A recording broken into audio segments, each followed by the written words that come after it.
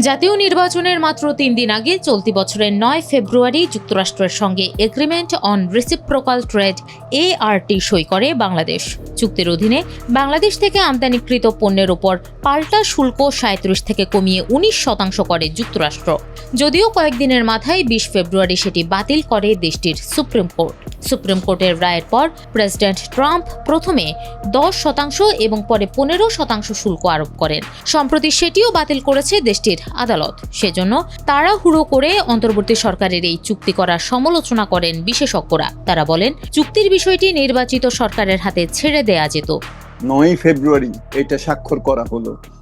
সেই ৯ ফেব্রুয়ারির পরে ৮ দিনের মাথায় আমরা জানি যে নতুন একটা সরকার আসলো।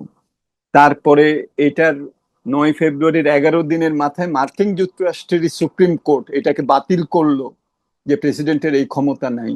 তাহলে তো স্বাভাবিকভাবে প্রশ্ন আসে যে আমরা কি আরেকটু সময় অপেক্ষা করতে পারতাম না? এবং বিভিন্ন দেশ এই যে ৯০টা দেশের উপরে করেছে, তার মধ্যে মাত্র ৯টা দেশ এই চুক্তি স্বাক্ষর করেছে। অন্যরা কিন্তু অপেক্ষা করছিল আলাপ আলোচনা দীর্ঘায়িত কিভাবে করা যায়। ৩২ পৃষ্ঠার এই চুক্তিতে বাংলাদেশের ক্ষেত্রে ১৩১ বার শ্যাল শব্দটি ব্যবহার করে শর্ত দেয়া হয়েছে। অন্যদিকে যুক্তরাষ্ট্রের ক্ষেত্রে সেটি ব্যবহার করা হয়েছে মাত্র ৬ বার। বিশেষজ্ঞরা বলছেন, যুক্তরাষ্ট্রের সঙ্গে করা পারস্পরিক বাণিজ্য চুক্তির কারণে বাংলাদেশ রাজস্ব হারাবে, বেশি দরে পণ্য কিনতে হবে, যুক্তরাষ্ট্রের চাওয়া অনুযায়ী নীতি ঠিক করতে হবে এবং বাধ্যতামূলকভাবে অসংখ্য শর্ত পালন করতে হবে, যাতে বাংলাদেশের লাভের চেয়ে ক্ষতিই বেশি।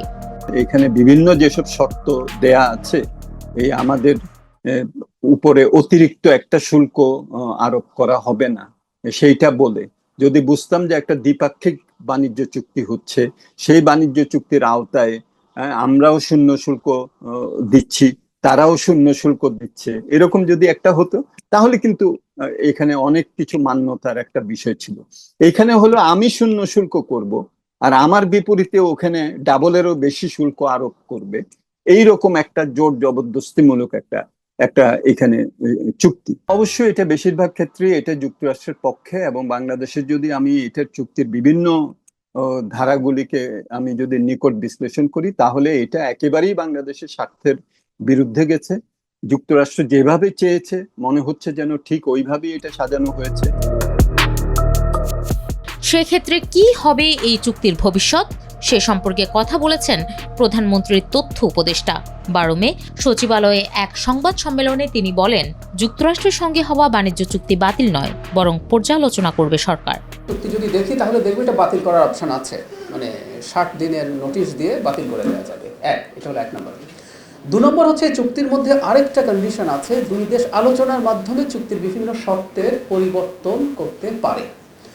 তো আমি আমার জায়গা থেকে মনে করি যে অন্তত আমরা পরে যে অপশনটা বললাম যে চুক্তিটা পর্যালোচনা করা, আমি আমাদের আগে সরকারি পর্যায়ে এটার পর্যালোচনা, আমি আগে একদিন আপনাদেরকে বলেছিলাম যে চর্চাটা এখন হচ্ছে, একটা হলো পলিটিক্যাল অ্যাক্টিভিজম, আরেকটা হচ্ছে ইন্টেলেকচুয়াল চর্চা, হুইচ আই লাইক। আমি দেখলাম যে পত্রিকায় কলম লেখা হচ্ছে যে এখানে কোন কোন ক্ষেত্রে সমস্যা আছে, ভিডিও তৈরি হচ্ছে, এগুলো কন্টিনিউ করুক। আর আমি আমার এটাও একটু বলি, মাননীয় প্রধানমন্ত্রীর সাথে আমি ইস্যুতে কথা বলেছি, আমরা সরকারের মধ্যেও আমরা এই চুক্তিটা নিয়ে কিছু পর্যালোচনা, এবং চুক্তি এটা খুবই শক্তিশালী চুক্তি, এবং এটা বাতিল করে দেওয়ার ইম্প্যাক্ট কি হতে পারে নিশ্চয়ই আমরা বুঝতে পারি, বা কোন প্রেক্ষাপটে এই চুক্তিটা স্বাক্ষরিত হয়েছে সেটাও আমরা বুঝতে পারি। কিন্তু ওই যে বললাম, ওই সুযোগটা তো আমরা নিতে পারি যে এই চুক্তি রিকনসিডার করা কিছু কিছু জায়গায়, যে যে জায়গাগুলোকে আমরা বেশি সমস্যাজনক মনে করি, রাষ্ট্রের জন্য ক্ষতিকর মনে করি, হতে পারে মনে করছি, সেগুলো নিয়ে আমরা আগে আমাদের প্রাথমিক বিবেচনা করব, এবং আমি আশা করি যে আমরা সেরকম একটা নেগোসিয়েশনে তাদের সাথে যেতে চাই।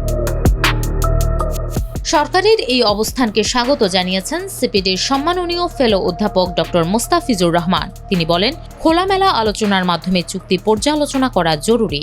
উপদেষ্টা যেটা বলেছেন আমার মনে হয় যে সেটা বাস্তবায়ন আমাদের গভীরভাবে পর্যালোচনা করা উচিত। আমাদের অনেক জায়গাগুলোতে বিভিন্ন ধরনের কনসার্ন আছে, সেগুলো আলাপ আলোচনা করে আমাদের দেশের স্বার্থ যাতে সেখানে সংরক্ষিত হয় সেটা নিশ্চিত করার প্রয়োজন আছে বলে আমি মনে করি। সেদিক থেকে তিনি যে বলেছেন যে পর্যালোচনা করা হবে, আমরা আশা করি যে সেই পর্যালোচনাটা খোলামেলা ভাবেই করা হবে, বিভিন্ন স্বার্থ সংশ্লিষ্ট যেসব গোষ্ঠী আছে, তাদের যেসব কনসার্ন আছে, সেগুলো তারা শুনবেন, বিবেচনায় নেবেন এবং পরবর্তীতে সুনির্দিষ্ট পদক্ষেপের মাধ্যমে এই আলাপ আলোচনাটা তারা ইউএসটিআর এর সাথে করবেন।